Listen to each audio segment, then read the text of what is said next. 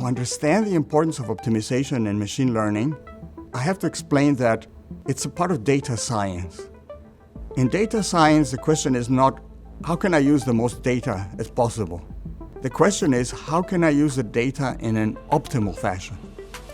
If you have an algorithm that takes an hour to make a recommendation, well, it's pointless. So it's not so much about big data, a lot of data. It's about, quote, fast data.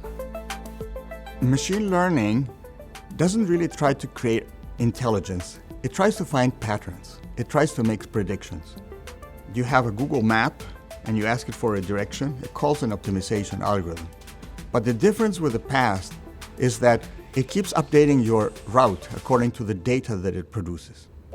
So this is an example of the merging of industrial engineering with machine learning and with data science.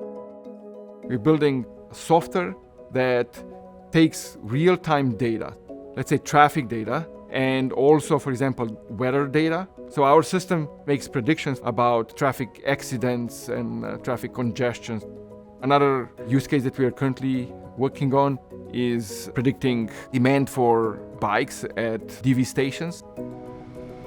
I work in the area called the reinforcement learning.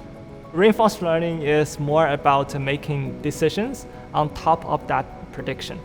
For example, using reinforcement learning to defeat human players in the game of Go. And this actually translates to a lot of real-world applications like autonomous driving and also dynamic treatments.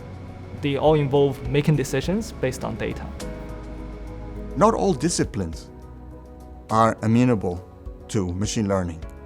And that's actually one of the things that makes it interesting, because we cannot do so many things. But it is clear that many areas, and some of them unexpected, are going to be within the reach of artificial intelligence and optimization. And it's our job to identify those and press in that direction.